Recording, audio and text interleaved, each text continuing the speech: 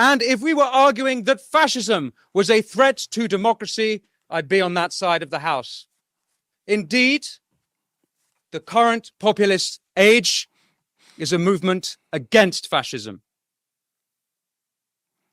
It is, but we do struggle because Donald Trump did one of the most fascistic things in the history of our country, which was Operation Warp Speed.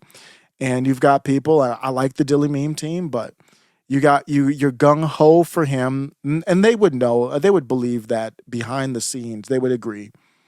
But they're saying, well, he's the best option, and I don't play those games. I'm not here for no, he's the best option. No, I don't do that. I want the right option. I've got quite a lot to get through. Populism, as you know, is the politics of the ordinary people against an elite. They're not specific enough with their definition. What is going on here? I mean, maybe I missed it, but guys, we got to get that definition. Let me look up what they have. No, see, I don't like these definitions for populism. So I'm looking up the definition for populism, Oxford, and they're in Oxford literally right now in the video. A political approach that strives to appeal to ordinary people who feel that their concerns are disregarded by established elite groups. That's not a good definition. That's too vague. What does that mean? A political approach that strives to appeal to ordinary, what does that mean? Who's an ordinary person? And I understand the general gist behind that. That is a terrible definition. Doesn't work for me. That's the whole definition. Populism is a range of, this is Wikipedia, we'll see what they say. Populism is a range of political stances that emphasize the idea of the people and often juxtapose this group with the elite. That's not specific enough for me. It's frequently associated with anti-establishment. I get it. I'm not saying that's wrong, but that's not specific enough. It's associated with anti-establishment and anti-political sentiment. No, I don't agree with anti-political sentiment. Populism is not anti-political. That doesn't make any sense. The term developed in the late 19th century and has been applied to various politicians' parties since. A common framework for interpreting populism is known as the ideational approach. This defines populism as an ideology that presents the people, in quotes, as a morally good force. No, it doesn't. Not for me. And contrast them against the elite, who are portrayed as this is nonsense. We got to get a better definition, and he's working off of a bad definition here. I mean, he said populism, as you know, is the politics of the ordinary people against an elite. I don't disagree with that, but I just don't think it's precise enough. The ordinary people against an elite. Populism is not a threat to democracy. Populism is democracy. No. And why else have universal... No. Populism is not democracy. So let's look up the definition of democracy.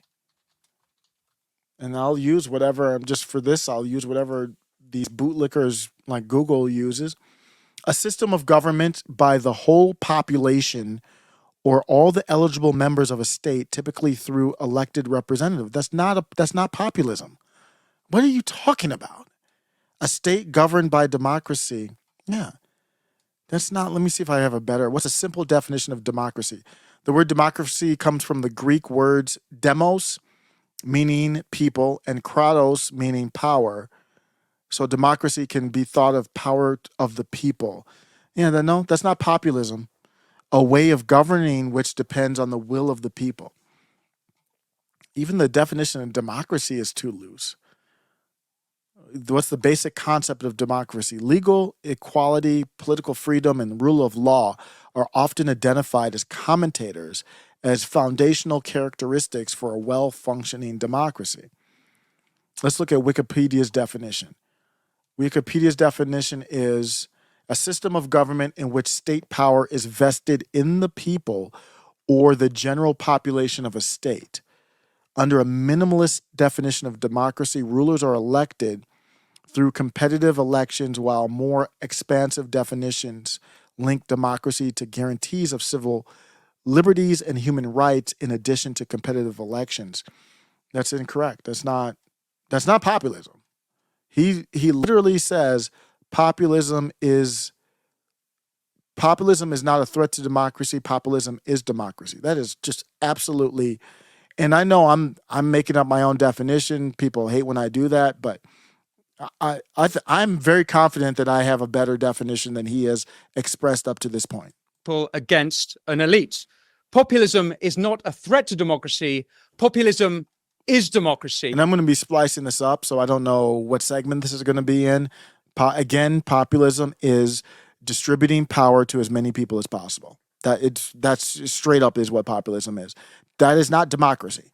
You can do a representative republic or a democracy where the people that you vote for say, we should have the power. That's not populism. Just because you get to vote doesn't mean it's populism. I think what he's saying is the power of choosing who gets there is populist because everybody gets to vote. I would say yes, because it's more populist than a monarchy, but that's not equating democracy with populism. That's a terrible take. And why else have universal suffrage if not to keep elites in check? Ladies and gentlemen, given the success of Trump, and more recently Javier Mele taking a chainsaw to the state behemoth of Argentina's bureaucratic Yeah, when you look at Javier Mele, he supports that funny country 7,000 miles away in war.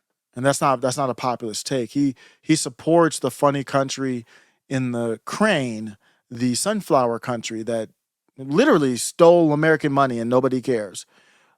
He supports them. That's not populism. So I don't look at Javier as a populist figure. I'm not saying he's all bad.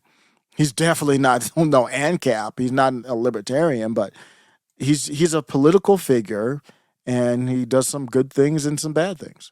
But he's not a populist, though. He's not populist. Monster. You'd be mistaken for thinking this was a right-wing populist age.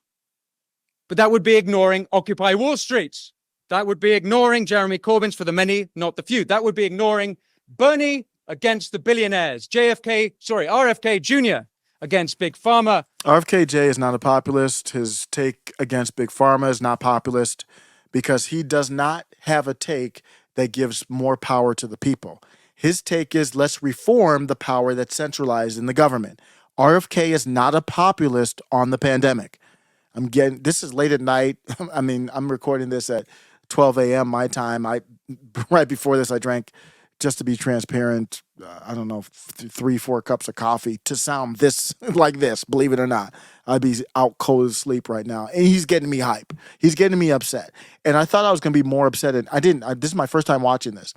I thought I was going to be more upset at Nancy Pelosi. I'm more upset, not upset, but I would like to, I'm going to, kind of reach out to him on Twitter. He's probably a big name. I think he's a musician, whatever, but I'm going to reply under his comments here, maybe with some clips of this to say, wait a second, let's refine this take here. Middle MAGA.